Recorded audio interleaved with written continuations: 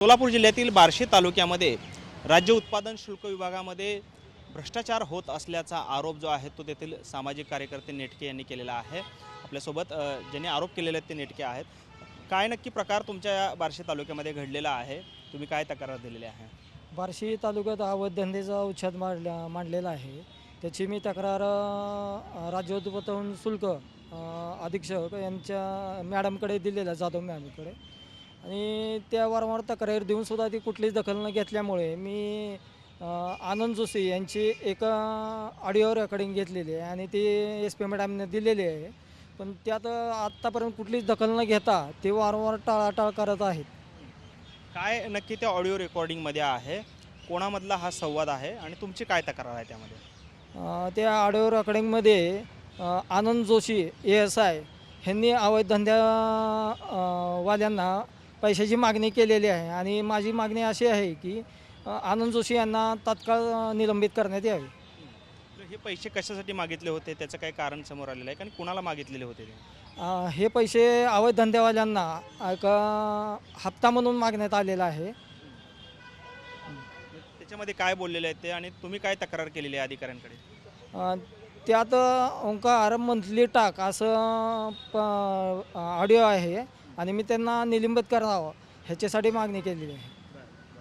मग आता तुम्हाला अधिकाऱ्यांकडून काय उत्तर येत आहेत? म्हणजे तुमची सुनावणी सुरू आहे, तुम्ही तक्रार दिलेली आहे, अधिकारी तुम्हाला काय कारण देत आहेत त्याच्यामध्ये सुनावणीमध्ये?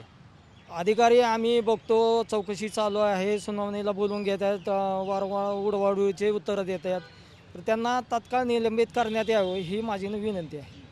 पण मग ज्या अधिकाऱ्यांचं तुम्ही नाव घेत आहे त्या अधिकाऱ्यांनी ज्यांना पैसे मागितले, म्हणजे जे ओंकार नाव त्याच्यामध्ये आहे, हे ओंकार कोण आहेत आणि या संदर्भातले जे काही पुरावे तुमच्याकडे आलेले आहेत, जसं की तुम्ही ऑडिओ क्लिप दिलेले आहे, फोनपेला जे काही पैसे टाकलेले आहेत ते दिलेले आहेत, तर ते कोण आहेत? हे ओंकार कोण आहे? त्यांच्याशी काय आपला संपर्क झालेला आहे का?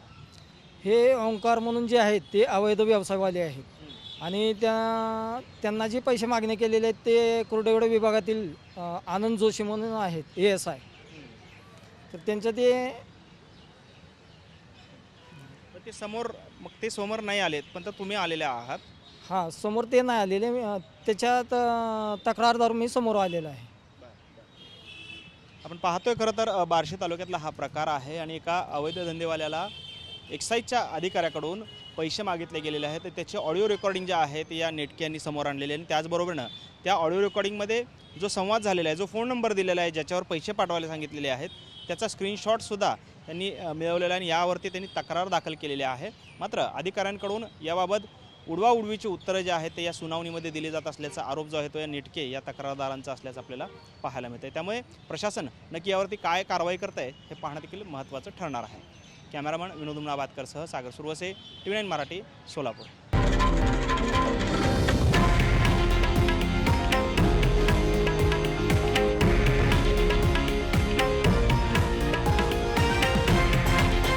हे आहे देशातील नंबर 1 न्यूज नेटवर्क आणि आपण पाहत आहात TV9 मराठी, एकमेव।